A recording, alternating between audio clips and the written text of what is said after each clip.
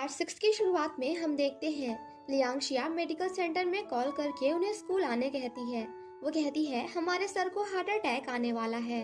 वो लेडी पूछती है क्या अभी वो ठीक हैं? लियांशिया कहती है हाँ, मगर उन्हें हार्ट अटैक आने ही वाला है। वहीं सर क्लास में एडल्ट एजुकेशन के बारे में पढ़ा रहे होते हैं। अब लियांशिया वो लेडी को समझाने की कोशिश करती है कि मैं मजाक नहीं कर रही हूँ, मगर वो लेडी उसकी बात नहीं सुनती। क्लास में सर स्टूडेंट्स को बताते हैं कि एक लड़के को एक कॉलेज गर्ल से प्यार हो गया था जिसका ऑलरेडी एक बॉयफ्रेंड था। वो उस लड़की को हासिल नहीं कर पाया, इसलिए उसने उस लड़की को जान से मार दिया और खुद आत्महत्या करने की कोशिश करने लगा। टीचर बच्चों से पूछते हैं अगर उन लोगों की जगह तुम होते तो क्या करते? मेली बात कर रही होती है, इसलिए सर उससे पूछते हैं कि तुम क्या करती? मेली कहती है मैं अपनी बेस्ट फ्रेंड को बताती, फिर वो लोग मेरे लिए कोई ना कोई रास्ता जरूर निकालते। सर कहते हैं तुम्हें अपने पेरेंट्स और अपने टीचर को भी बताना चाहिए। फिर वो यान से पूछते हैं ऐसे सिचुएशन में तुम क्या करते? यान कहता है मैं उस लड़की को अपनी फीलिंग्स बताता, और अगर मैं सच में उसे पसंद करता और उसका कोई बॉयफ्रेंड होता तो मैं उन्हें डिस्टर्ब नहीं करता। सर कहते हैं मगर सभी तुम्हारी तरह ओपन माइंडेड नहीं होते हैं। फिर सर वो लोगों को अपनी स्टोरी बताते हैं कि मेरी वाइफ और मैं क्लासमेट्स थे और उसका एक बॉयफ्रेंड था। जब मैं स्कूल में था तो मैं भी बहुत हैंडसम हुआ करता था। मेरी वाइफ को पता था कि मैं उसे पसंद करता हूँ, मगर मैंने सामने से कुछ नहीं कहा। मैं बस चुपचाप इंतजार कर रहा था। उसने 2 साल बाद उस लड़के से ब्रेकअप कर लिया, फिर हम साथ आ गए। मुझे अभी भी हमारा वो पहला किस याद है। मेरी वाइफ ने मुझे खुद से किस किया था। ये सुनकर सभी बच्चे एक्साइटेड हो जाते हैं। तभी माओ सर से कहता है सर आप ज्यादा एक्साइटेड मत होइए, क्या आप ठीक हैं? सर कहते हैं ये अच्छा सवाल है, क्योंकि ये एडल्ट क्लास है तो मैं इसका जवाब जरूर देना चाहूँगा। मैं तुम लोगों को ये सब बताने में बिल्कुल कंफर्टेबल हूँ।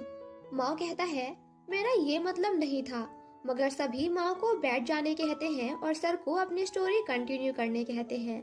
वहीं बाहर लियांशिया दूसरे मेडिकल सेंटर कॉल करती है और एम्बुलेंस भेजने के लिए कहती है।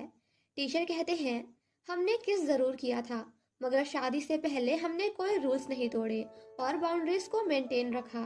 फिर सर सभी को अपनी फर्स्ट नाइट के बारे में बताने लगते हैं। तभी वो बहुत एक्साइटेड हो जाते हैं और गिरने वाले होते हैं, मगर बच्चे उन्हें पकड़ लेते हैं और लियांशिया तुरंत एम्बुलेंस भेजने कहती है। कुछ देर बाद एम्बुलेंस आती है और सर को ले जाया जाता है। मार्टिन माँ से कहता है तुमने जैसा बताया था वैसा ही हुआ, मगर तुम्हें कैसे पता चला? माँ कहता है मैंने पहले भी बताया था ना तुम्हें कि मैं फ्यूचर से आया हूँ, मुझे तुम्हारा फ्यूचर भी पता है। मार्टिन कहता है तो मैं तुम्हारा ड्राइवर हूँ। इतना कहकर वो गुस्से में वहाँ से चला जाता है।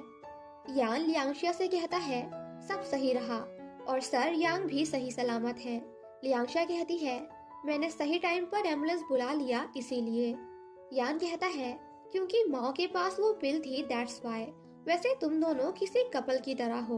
लियांशिया नहीं नहीं, हमारे बीच ऐसा कुछ नहीं है, हम दोनों अपने अपने रास्ते जा चुके हैं। इतना कहकर वो वहाँ से चली जाती है। नेक्स्ट सीन में मैम लियांशिया और माँ को अप्रिशिएट करती हैं और उनके लिए तालियां बजवाती हैं। फिर टीचर शाओ सभी से कहते हैं हमें ब्लैक बोर्ड न्यूज़पेपर कंपटीशन में पार्टिसिपेट करना है, जिसके इंचार्ज माओ और लियांशिया हैं। मैम कहती हैं मगर माओ की ड्राइंग अच्छी नहीं है, इसलिए यान उसे रिप्लेस कर लेगा। ये कहकर वो वहाँ से चली जाती हैं। जिसके बाद टीचर शाओ क्लास लेने लगते हैं, मगर वो बहुत दुखी होते हैं। क्लास खत्म होने के बाद वो सैड होकर जा रहे होते हैं और अपने आप से ही बात कर रहे होते हैं।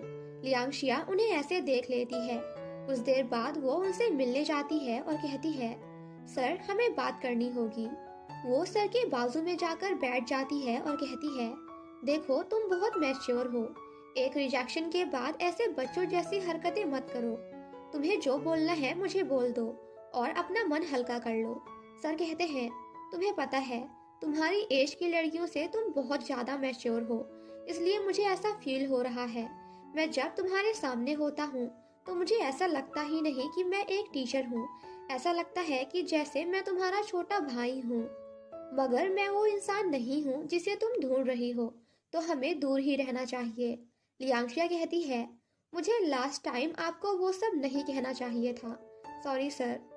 टीचर शाओ कहते हैं, क्लब से आते समय तुमने मुझसे कहा था हम जैसे लोगों को खुलकर जीना चाहिए, मगर अब मुझे कोई समझ नहीं रहा। ऐसा लग रहा है जैसे किसी ने मुझ पर बहुत बड़ा पत्थर रख दिया है। मुझे बहुत बुरा लग रहा है। लियांग शिया उन्हें समझाती है। सर कहते हैं, ठीक है, आज से और अभी से मैं अच्छे से रहूंगा। वो खुश हो जाते हैं, पर तभी लियांग शिया कहती है, क्या आपके बारे में जो र्यूमर्स फैले हुए हैं वो सच है? ये सुनकर सर रोने लग जाते हैं। लियांग शिया उन्हें चुप कराने लगती है, पर तभी मैम वहां आ जाती हैं और उन दोनों को ऐसे देख लेती हैं। लियांग शिया उन्हें समझाती है, मगर वो नहीं समझती। वो सर से कहती है, मैं तुम्हें एक ऑनेस्ट इंसान समझती थी, मगर मैं गलत थी। ये कहकर वो वहां से चली जाती हैं और सर फिर से रोने लगते हैं। अब अगली सुबह लियांग शिया ग्राउंड में बैठकर यान का गेम देख रही होती है। तभी माँ उसके पास आता है। वो कहता है, मैं प्रिंसिपल ऑफिस के पास से जा रहा था, तभी मैंने उन्हें टीचर शाओ को डांटते हुए सुना। वो कह रहे थे पिछली रात वो किसी लड़की के साथ थे और रो रहे थे। क्या तुम्हें पता है वो लड़की कौन है? लियांगशा कहती है, प्लीज मेरे साथ मस्ती मत करो। माओ कहता है, मुझे पता है तुम मेरे साथ वापस आना चाहती हो। एक काम करो, मेरे कपड़े धो दो। तभी मेली वहां आती है और माओ का मजाक बनाने लगती है कि तुम कितने अनहाइजीनिक हो। तभी यान वहां आता है। लियांग शिया उसे पानी देती है। यान उससे कहता है, साथ खाना खाने चले? मैं तुम्हारे लिए तुम जो भी खाना चाहोगी वो खरीदूंगा। लियांगशा कहती है, ठीक है। फिर वो दोनों वहां से चले जाते हैं। अब ये बात पूरी क्लास में या फिर ये कहो कि पूरे स्कूल में फैल जाती है कि माओ बहुत अनहाइजीनिक लड़का है। वो 2 हफ्ते तक अपने कपड़े नहीं धोता। वो लड़की जो उसे पसंद करती है कहती है, मैं उसके कपड़े चुरा लूंगी और धोकर उसे वापस करूंगी, तो शायद माओ मुझे पसंद करने लगे। क्लास में यान लियांगशा से कहता है, क्या जब तुम काम करती हो तो खाना और सोना सब कुछ भूल जाती हो? मैं लंच लाया हूँ, चलो साथ में करते हैं। लियांगशा कहती है, ठीक है। फिर वो दोनों साथ में खाने लगते हैं। यांग लियांगशा से पूछता है, क्या तुम वीकेंड पर फ्री हो? लियांगशा कहती है, हाँ। तो वो लोग मिलने का डिसाइड करते हैं।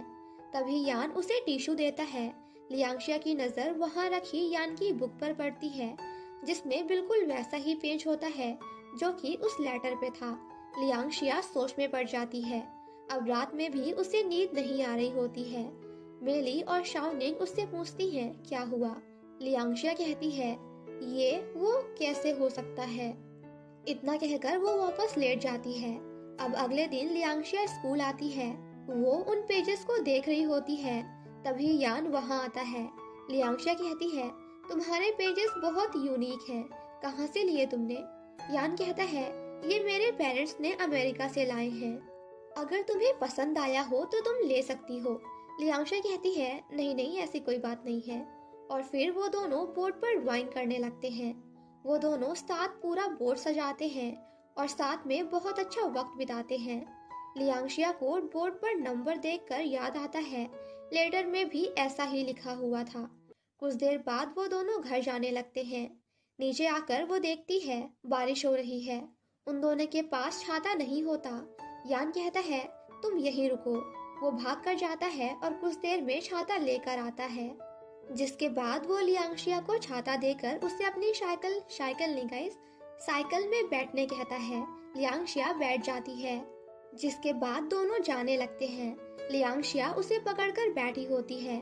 तभी माओ उन दोनों को साथ में देख लेता है। यान लियांगशिया को छोड़कर चला जाता है। माओ बाहर आता है और उसे कहता है, बारिश में साथ आना बहुत रोमांटिक होगा ना? असल में माओ छाता लेकर लियांगशिया को ही लेने जा रहा था। लियांगशिया कहती है, बारिश बहुत तेज हो रही थी और लेट भी हो रहा था, तो उसने बस मुझे लिफ्ट दे दिया। माओ कहता है, मगर यही तो है कैंपस लव। वो दोनों कुछ देर तक बैठकर वहीं बातें करते हैं, जिसके बाद लियांगशिया वहां से चली जाती है। अब अगले दिन स्कूल में सभी को ब्लैक बोर्ड ड्राइंग बहुत पसंद आती है। मेली लियांगशिया की बहुत तारीफ करती है। तभी मार्टिन और माओ भागते हुए क्लास में आते हैं। माओ मार्टिन को पकड़ते हुए कहता है, तूने सिर्फ 2 सीडीज के लिए मेरे कपड़े किसी को चुराने को दे दिए। मार्टिन कहता है, देख भाई, ऐसा नहीं है, वो बस तेरे कपड़े धोकर तुझे वापस कर देगी, तू प्लीज गुस्सा मत कर। तभी वो लड़की वहाँ माँ के सारे कपड़े लेकर आती है और कहती है, इनमें से बहुत स्मेल आ रही थी तो मैंने अपना थोड़ा सा परफ्यूम मार दिया। तभी वहाँ लियांगशा आती है।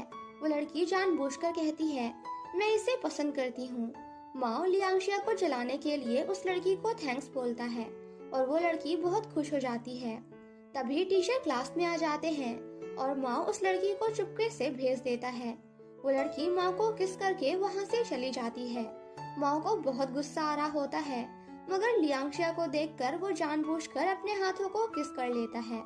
तभी टीचर शाओ क्लास में आते हैं और सभी को एग्जाम्स के बारे में बताते हैं कि उन्हें बहुत मन लगाकर पढ़ना होगा, क्योंकि इस एग्जाम के बाद हमारी क्लास नंबर 5 के साथ मर्ज हो जाएगी। लास्ट आने वाले 10 स्टूडेंट्स को क्लास 5 में भेज दिया जाएगा। माओ मार्टिन से कहता है, हमें अलग कर दिया जाएगा, हमें इनके खिलाफ जाना होगा। मार्टिन मना कर देता है तो माओ खुद सर से कहता है, हमें साथ रहना है, आप हमें इस तरह अलग नहीं कर सकते। वो सभी को कुछ कहने बोलता है मगर कोई कुछ नहीं कहता, इसलिए बेचारा माओ चुपचाप फिर से वापस बैठ जाता है। और इसी के साथ हमारा ये पार्ट यहीं पे खत्म हो जाता है। Thank you so much guys for watching my explanation. Stay safe and healthy. Bye bye.